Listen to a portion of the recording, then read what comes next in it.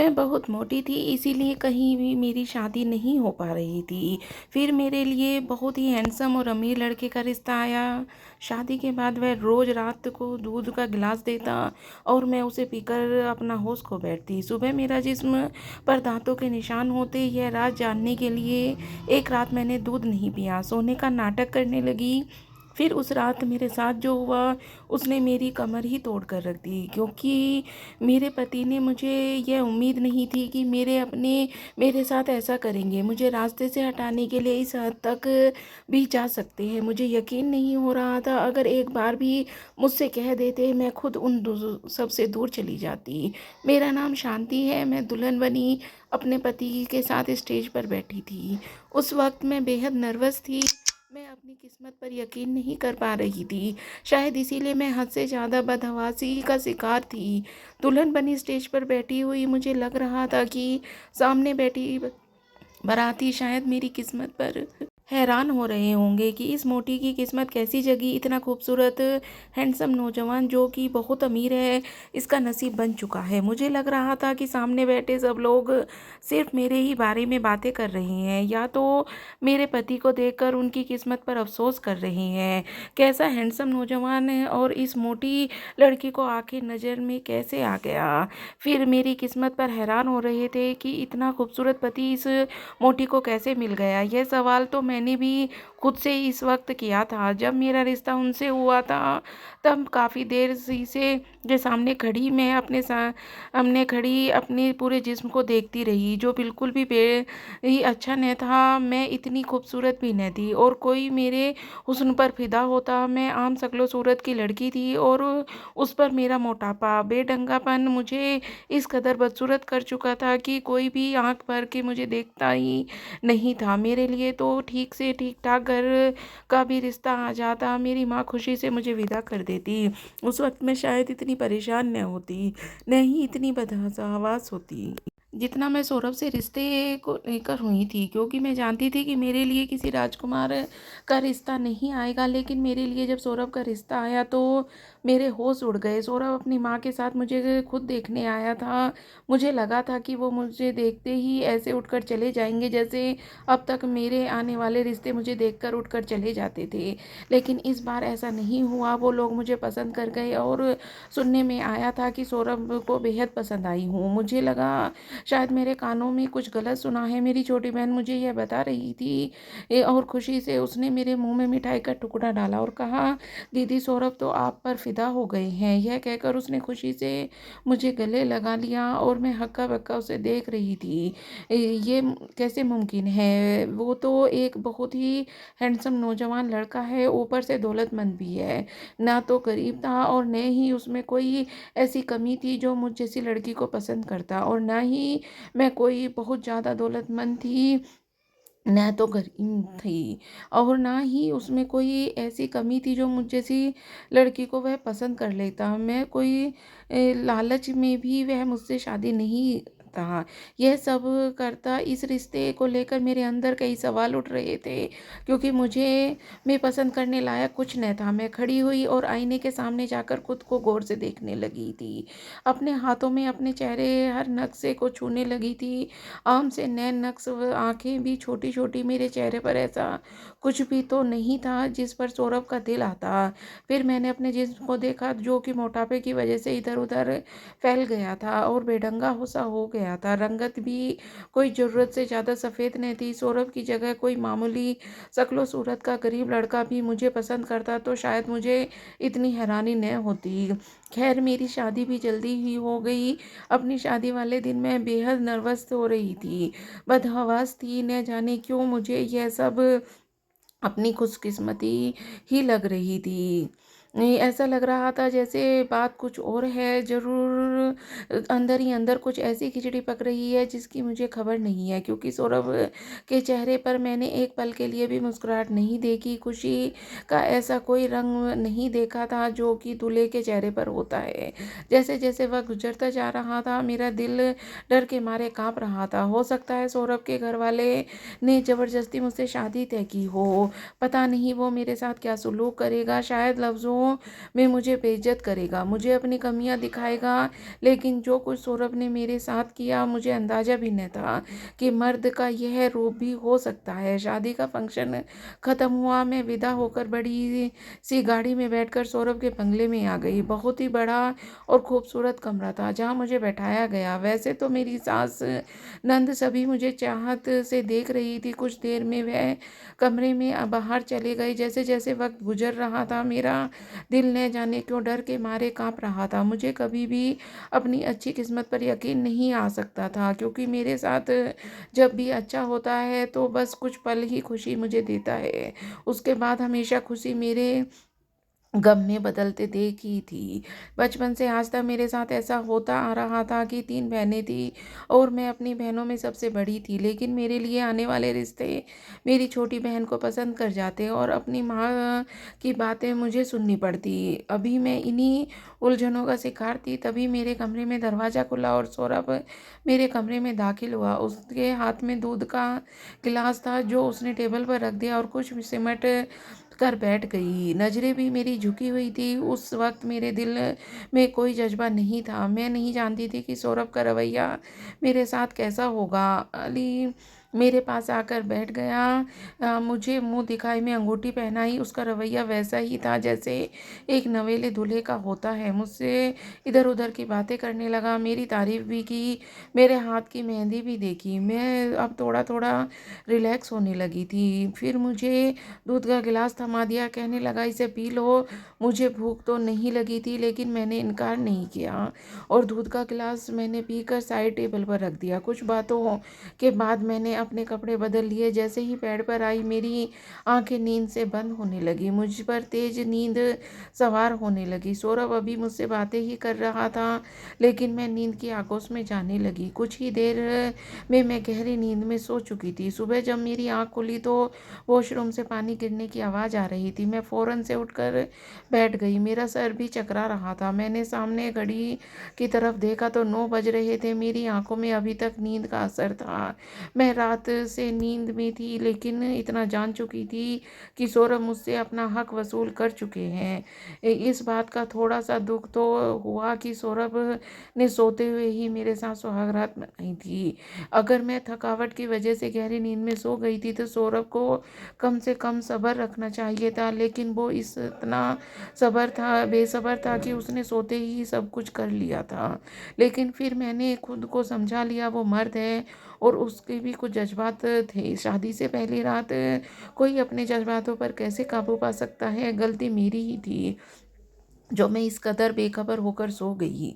लेकिन जैसे ही मेरे अपने बिखरे बालों को समेटना चाहा तो मेरे हाथों पर नाखूनों की खरोंच देखकर मैं हैरत में डूब गई। लेकिन ऐसे ही खरोंच मेरे पूरे जिस्म पर मौजूद थी, जैसे रात में मेरे साथ बड़ी बेदर्दी की गई हो। मेरे हाथ में पहनी चूड़ियाँ टूटकर मेरे हाथों को जख्मी कर चुकी थी। मेरे उठने की कोशिश की तो मेरा पूरा जिस्म दर्द से चूर था। समझ नहीं पा रही थी कि मेरे साथ शादी के नाम पर यह क्या दरिंदगी क्यों हो की गई।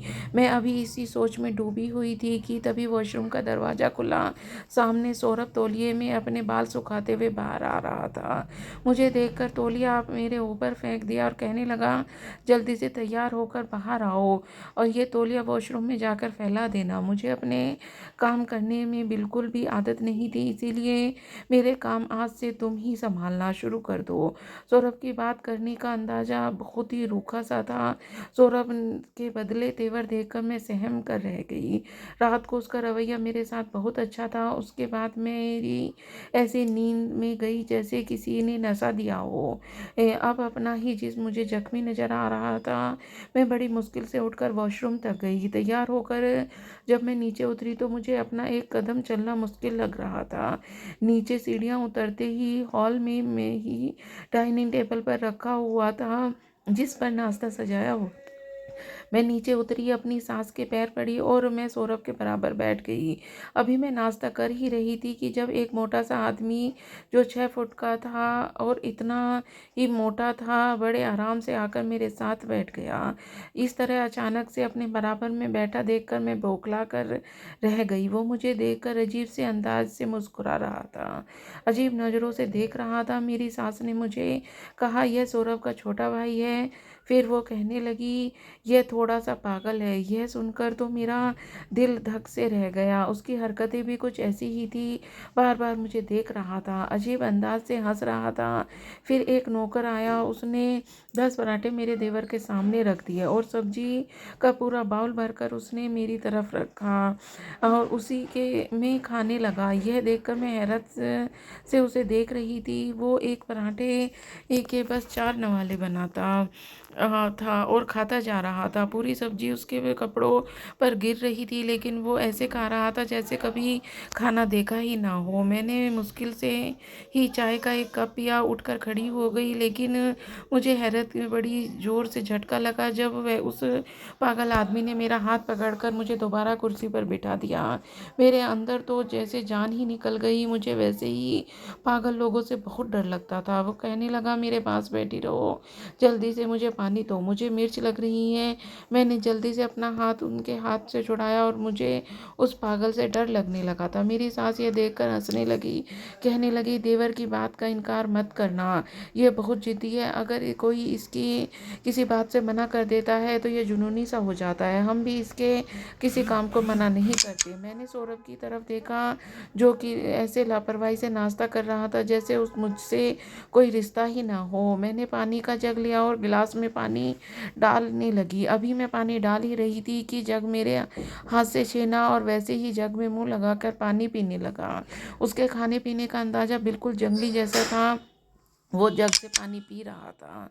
हाँ, पानी उसके मुंह से बाहर उसके कपड़ों पर भीगा रहा था। उसे देखकर मुझे घिन आ रही थी। रात को सौरभ मुझे फिर दूध का गिलास थमाने लगा, कहने लगा, यह पी लो। मैंने वो दूध का गिलास पकड़कर साइड टेबल पर रख दिया। मैंने कहा, इस दूध में क्या चीज़ है? मेरी बात सुनकर वो एकदम चौंक गया था। कहने लगा, क्या मतलब दूध और क्या? मैंने कहा, कल इसे पीने से गहरी नींद आई थी, मैं चाहकर भी कल जाग नहीं पाई। मेरी बात सुनकर वो मुस्कुराने लगा और बोला, यह तो तुम्हें पता होगा कि तुम कितनी रातों से जाग रही थी, जो कल तुम लेटते ही सो गई। खैर, यह मेरी माँ ने दिया है। वो कहती हैं कि अगर औरत दूध पीकर सोए तो बच्चा खूबसूरत पैदा होता है। उन्हें अपना पोता या पोती बहुत ही खूबसूरत चाहिए। यह कहकर सौरभ दूध का गिलास साइड टेबल से उठाया और मेरे होठों को लगा दिया। ना चाहते हुए भी मुझे वो पीना पड़ा, लेकिन जैसे ही मैंने दूध पिया मुझे फिर से नींद आने लगी। कुछ ही देर बाद मैं नींद से जा चुकी थी। सुबह मेरा फिर से वही हाल था जैसा कि शादी की पहली रात हुआ था। मैं अपने अंदर बहुत ज़्यादा कमजोरी महसूस कर रही थी। मेरी गर्दन पर दांतों के निशान थे। उस वक्त मेरे कमरे में कोई भी नहीं था। तैयार होकर मैं बाहर आई। मैं तो हॉल में मेरा देवर, मेरी सास, नंद नाश्ता कर रहे थे। सौरभ कहीं भी नजर नहीं आ रहा था। अपने देवर को देखकर मेरा दिल ही नहीं चाहा कि मैं टेबल पर बैठकर नाश्ता भी करूं, लेकिन मेरा देवर मुझे देखकर मुस्कुराने लगा। मेरी सास कहने लगी, आओ बैठो, नाश्ता करो। मैं अपनी नंद के बराबर में बैठ गई। मेरा देवर लगातार मुझे ही देखे जा रहा था, रोटी पर रोटी अपने अंदर उतार रहा था। मेरी सास और नंद नाश्ता कर चुकी थी, इसीलिए उठकर चली गई। मजबूरन मैं अकेली ही टेबल पर बैठी थी। जब देवर ने एक ऐसी बात मुझसे कही कि मैं दंग रह गई। ऐसी बात कोई भी आदमी नहीं कर सकता। यह बात तो बस पति जानता है। यह फिर वो लड़की कोई तीसरा आदमी नहीं जान सकता। पर देवर कैसे जानता था? अब जो मुझे देखकर हंस भी रहा था। मेरी हालत अजीब सी होने लगी थी। सब कुछ वही छोड़ा और अपने कमरे में आकर बैठ गई। यह सोचने लगी कि रात को सौरभ मुझे नशे वाला दूध क्यों पिलाता है। मैं उसकी बीवी हूँ और वह मुझ पर पूरा हक रखता है। वह मेरे होशो हवास में भी मेरे साथ रिश्ता बना सकता है।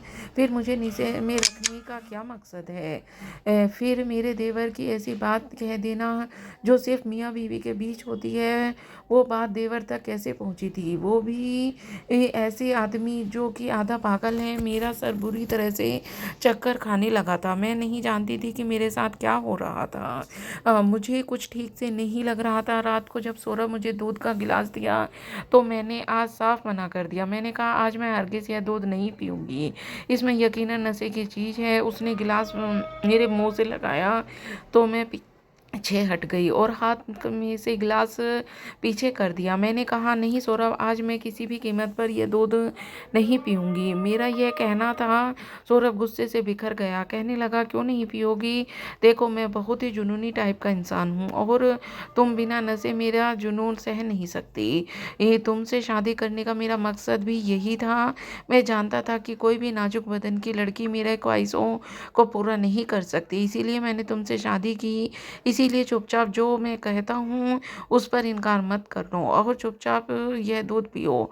मैं ये बात बता रहा हूँ, हाँ इसमें नशा मिला हुआ है। मैं जानबूझकर तुम्हें बेहोश करके तुम्हारे साथ रिश्ता बनाता हूँ ताकि तुम मेरे जुनून को सह सको। उसने दूध का गिलास मुंह से लगाकर मुझे पिला दिया। मैंने कई बार कोशिश की कि मैं दूध का गिलास न पीऊँ, लेकिन उसने मेरी एक न चलने दी। 1 महीना गुजर गया था। मैं एक एक महीने के अंदर बहुत ज़्यादा कमज़ोर हो गई थी, यहाँ तक कि मेरा 10 किलो वज़न कम हो चुका था। अब मैं कहीं भी मोटी नहीं लगती थी, लेकिन एकदम से मेरा वज़न कम होने की वजह से मेरी रंगत काली और पीली होने लगी थी, क्योंकि हर वक्त रात में मैं एक जानवरों जैसा सलूक खुद पर बर्दाश्त नहीं करती। अब तो खाते पीते वक्त भी मेरे हाथ कांपने लगे थे। हालांकि इस घर में हर काम के लिए नौकर था, मुझे कुछ भी नहीं करना पड़ता था। मुझे लगता था जैसे जिस्म कमज़ोर होता चला जा रहा है। मेरी आंखों के आसपास काले गड्ढे से पड़ने लगे थे। सीढ़ियाँ चढ़ने पर मेरी सांस फूलने लगती थी। धीरे धीरे भूख बिल्कुल मरती जा रही थी। दोपहर का वक्त मेरी तबीयत कुछ ख़राब थी और मेरी सास अपनी चेकअप के लिए जा रही थी, तो मैंने कहा मुझे भी अपने साथ डॉक्टर के पास ले चलो।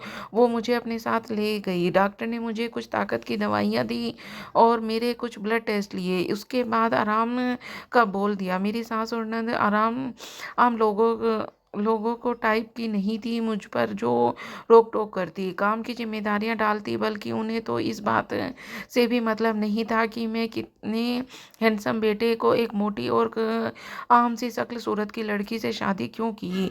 एक बार मेरी सास बातों बातों में मुझे कहा कि सौरभ ने तुम्हें पसंद कर लिया और हम सौरभ की पसंद पर कोई ऐतराज नहीं था।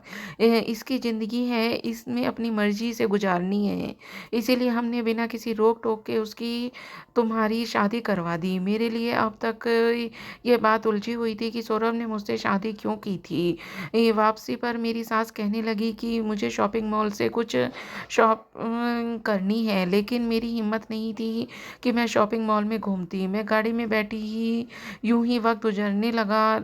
सामने बने रेस्टोरेंट को देखने लगी। बहुत ही लोग रेस्टोरेंट खाना के जा रहे थे और कुछ वहाँ से निकल रहे थे।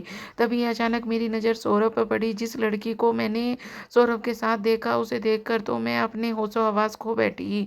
वो दोनों गाड़ी से उतरे और रेस्टोरेंट के अंदर चले गए। मेरी गाड़ी दूसरे मेन रोड पर थी, मॉल के सामने खड़ी थी। मेरी सास मॉल के अंदर जा चुकी थी। मैं गाड़ी से नीचे उतरी, रोड क्रॉस किया और उस रेस्टोरेंट में चली गई जहाँ सौरभ और वो लड़की गए थे। वहाँ वो बैठे थे, दोनों मेरी तरफ पीठ थी। मैं खामोशी से पिछली सीट पर बैठ गई और ऐसे बैठी कि मेरी पीठ ही उनकी तरफ थी। जो बातें मैंने उनके मुंह से सुनकर मेरा दिमाग चकरा गया। मुझे लगा शायद किसी ने मुझे गरम जलते तेल में फेंक दिया हो। अब मुझे मेरे हर सवाल का जवाब मिल गया था। सौरभ ने क्यों मुझसे शादी की थी, क्या मकसद था उसका, यह मैं जान चुकी थी। यह सच मेरे लिए इस कदर तकलीफ देने वाला था कि मेरी आंखों में खुद ब खुद आंसू बह रहे थे। मेरी सास मुझे ढूंढ रही थी। मैंने रोड क्रॉस किया और गाड़ी में आकर बैठ गई। अभी मेरे आंसू बह रहे थे। मैं घर वापस आ गई, किसी से भी कोई बात नहीं की और कमरे में आकर बैठ गई। रात को सौरभ मेरे कमरे में आया। उसने मुझे दूध का गिलास दिया तो मैंने दूध का गिलास उसके हाथ से पकड़ लिया। फिर मैंने कहा कि मैं अपनी कुछ दवाइयाँ बाहर भूल गई हूँ, हॉल में ही होंगी, मुझे बुला दो और मैं दूध के साथ खा लूँगी। इस 1 महीने में चुपचाप उसकी बात मान रही थी, इसीलिए अब उसे लगा कि शायद वो वो दूध पी लूँगी।